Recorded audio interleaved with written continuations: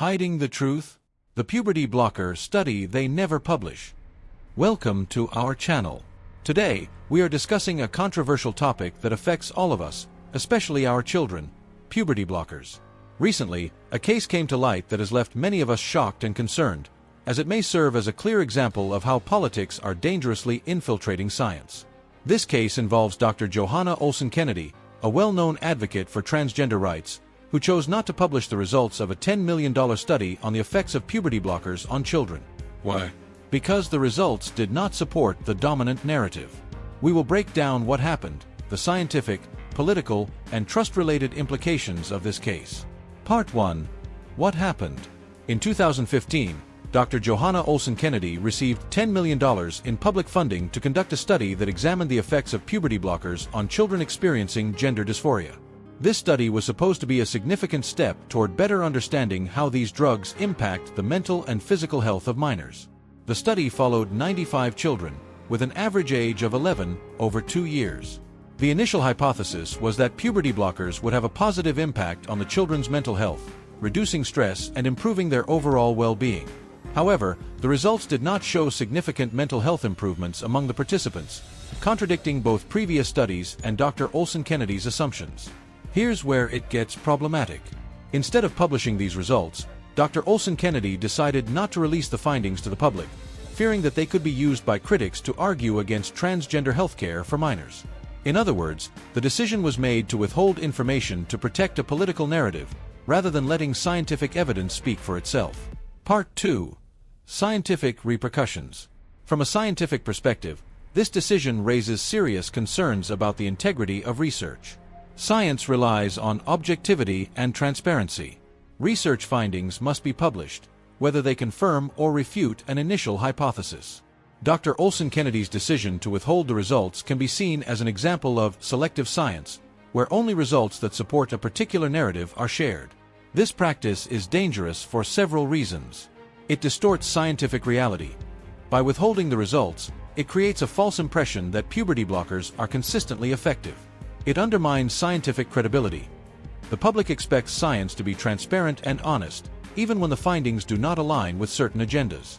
If results are hidden to protect a political goal, it damages the trust in scientific institutions. It hinders informed decision-making. Parents, doctors, and policymakers need accurate data to make informed decisions about healthcare.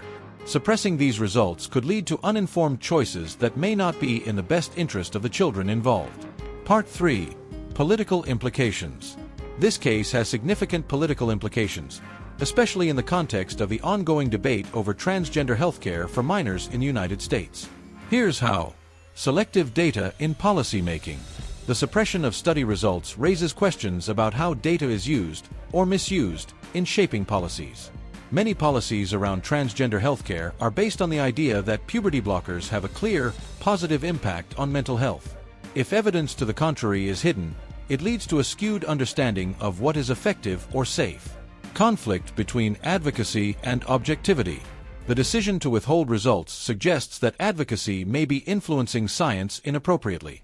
While advocacy for marginalized groups is important, it should not compromise the objectivity of scientific research.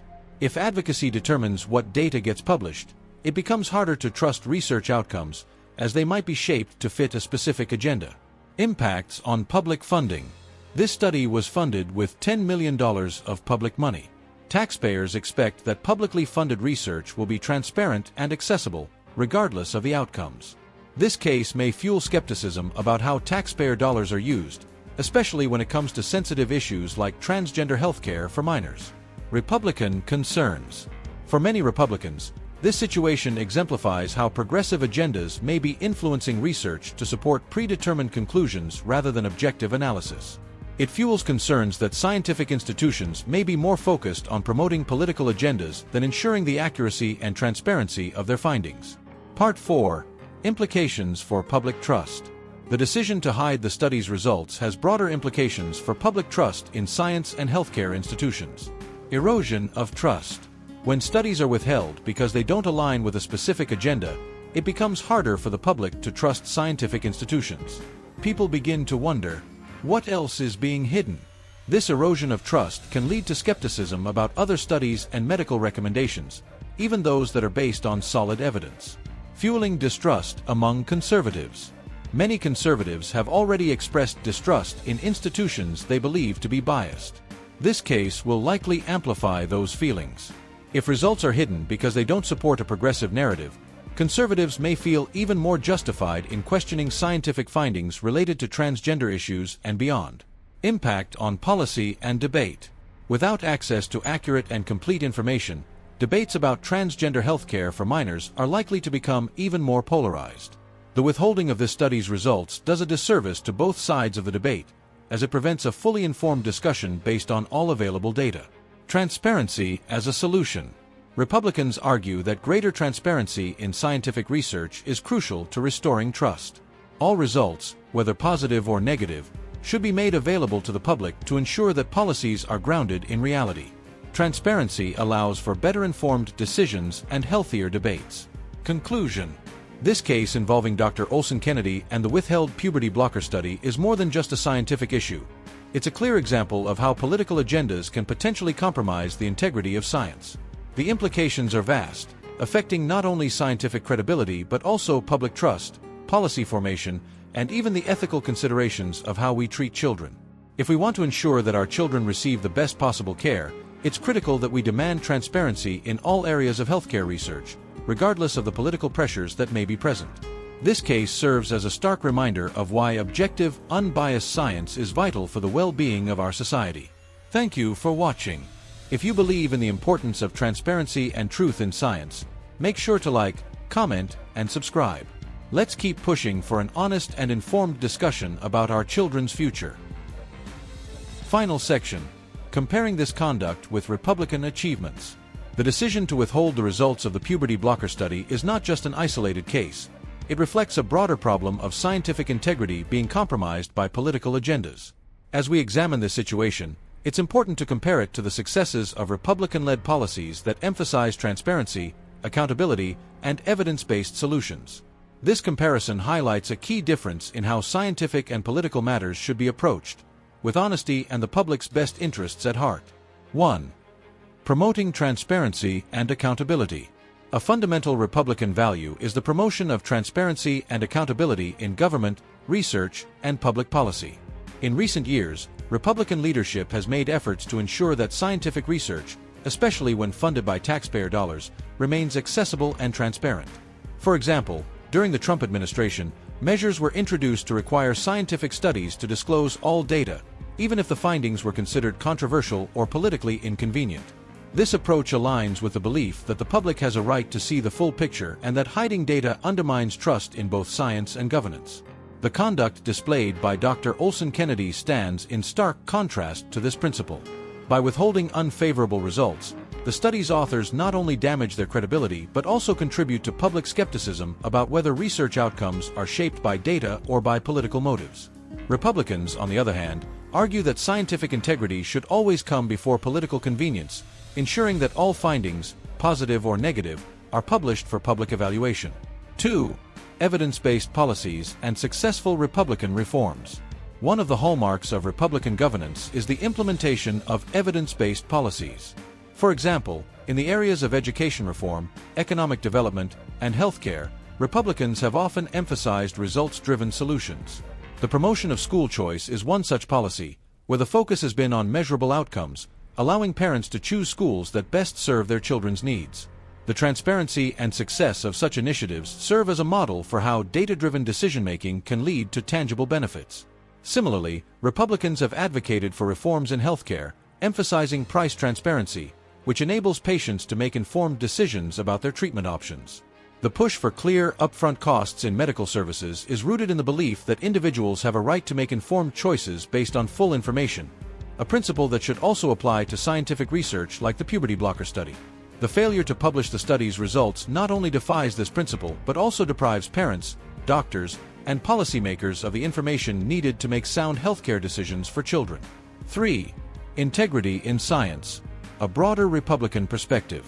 Republicans have long called for a return to integrity in science, where research is conducted without political interference and results are made fully available to the public.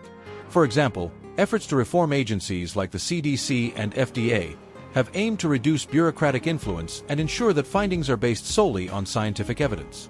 This approach resonates with the broader Republican belief in limited government interference, where policies should be guided by facts and open debate, not by hidden agendas or selective data.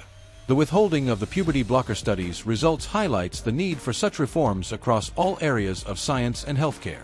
When results are hidden to protect a specific narrative, it undermines the entire premise of evidence-based research and fuels public distrust.